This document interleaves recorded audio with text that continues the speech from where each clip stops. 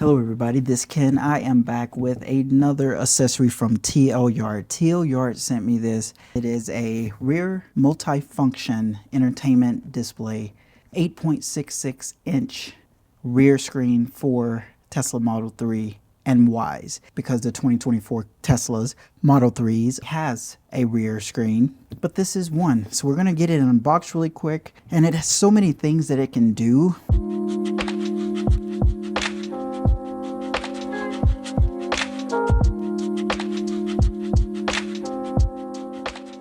So let's check out the screen first. You cover it very nicely, and one thing I'm very glad that they did do, they put a screen protector on the actual screen right there with the tab. But this is the screen. Hopefully you can see that. Really nice. That's perfect. And the whole base of it will be replaced from the original OEM, which it should just pop right in and out, hopefully. Right here is for charging, because it has a little symbol, and then this one right here is for data, if you need any kind of data. The Pry tool where you can pop out everything that I need. Not sure what all this is for, but I'll find out once I get it set up. They do provide USB-A to USB-C adapter here. I like that. And then look like you got your male and female adapter. Right now I do have Tlyard's multifunction buttons that connects in the back, and I'm sure I can just do all this as well. This is for the stock 2018, whenever the Tesla Model 3 started production, and the Model Y later in like 2020. This is how they look. All of this will be replaced with that rear display. I don't really know if I'm gonna do it correctly because Tlyard does not send instructions for some reason. Just keep in mind, if you have a Model Y rear wheel drive, probably gonna be a little bit more difficult. I'm not sure. So I'm gonna get started, see if I can figure out what I need to do. Let's get it done. That was pretty simple, actually.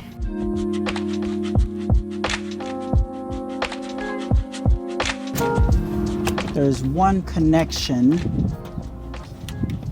and I think I just need to disconnect it.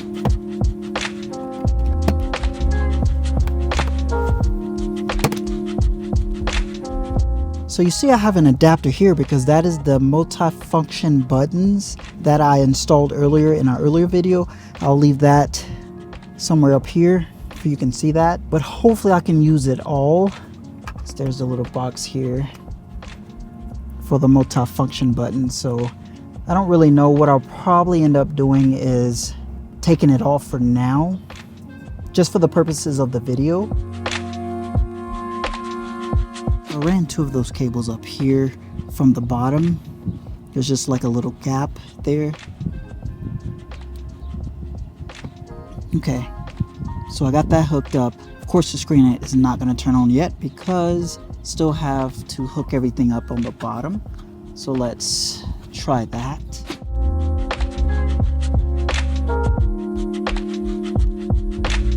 This is how it looks. Of course, if you've never messed with this back here, when you pop that lid, do not take this video as instructional of what you need to do. Unplug this. There was one part up top that I did not do, so I'll go ahead and do that. This part goes into here. This part goes into here. Okay, I think I need to connect this right here. Hopefully you can see that to this spot, because they're same color, looks like the same pin system. So I'm gonna hook that up, and it should turn the screen on since I already got everything connected like I should. So let's try and see if that works. Then I can snap everything back into place. I'm not going to do the part where it's the seat, like I said, because it's pretty much, I have that capability already. So I'm gonna pull that out some more, connect it right in actually, and you can see it's booting up now. Stop right there. Right at the point of this video, before I actually put the screen back on, I wanted to show you something that I did discover. The USB-Cs in the center console, they did not work. And also the wireless charger did not work as well. The only thing I missed, this white thing right here, you make sure this black part that was originally plugged into your Tesla, plug it in. This part right here does not plug into anything, but everything turned on then. So my charging is working now. Let's put this back on here. And look how nice and flush that this sits. It's really nice. Love it. It's not going anywhere. Continue with the video. This part right here is for maybe to control the seats. I'll have to play with it a little bit, but like I said, I do not need that. So I'm gonna just put that inside this unit. But what I'm more concerned about is making sure that my buttons work, that I have programmed to do certain things. I'm gonna unplug this, see if I can fit everything in this little slot.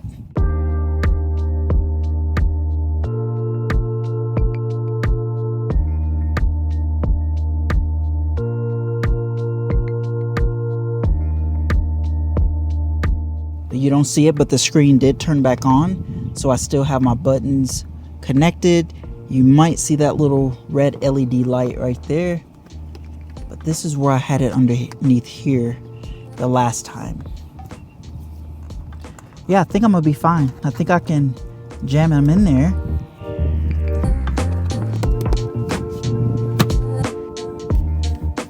Everything fits. I have my multi-function buttons from Tlyard that still work, and I have my rear screen display. Perfect. But let's go ahead and take off the screen protector here.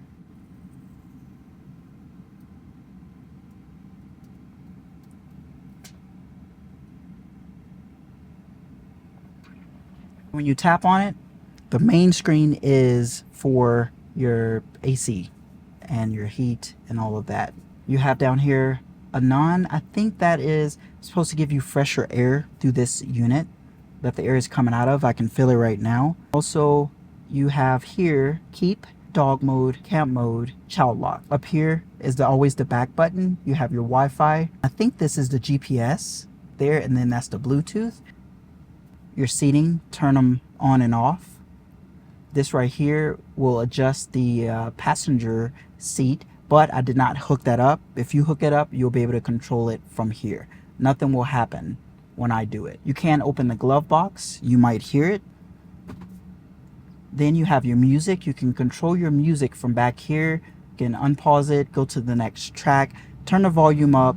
Then right here, you have all of your apps. So these are all the apps. This is like an Android tablet. It's very responsive.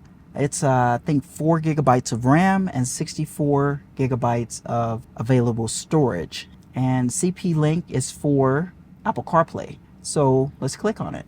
And it should hook up to my phone here in a second, which is pretty fast. And you have your CarPlay in your rear seats, which is cool.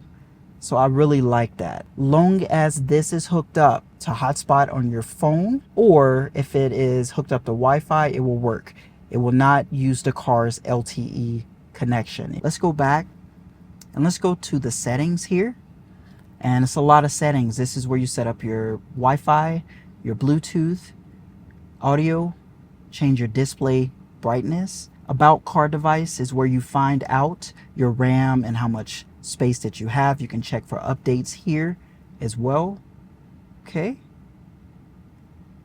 This is where all of your video is located. You click on it and you have Netflix, YouTube, local video, I don't know what that is, TikTok. So you can sign into that, hook it up to your hotspot, and you'll be good to go. This is a nice device. I really like it. That's it. If you have any questions, just please let me know. My discount code will be in the description for you. If you want to pick this up, it should be around, I think, 26% off. It can change. This can. See you in the next video.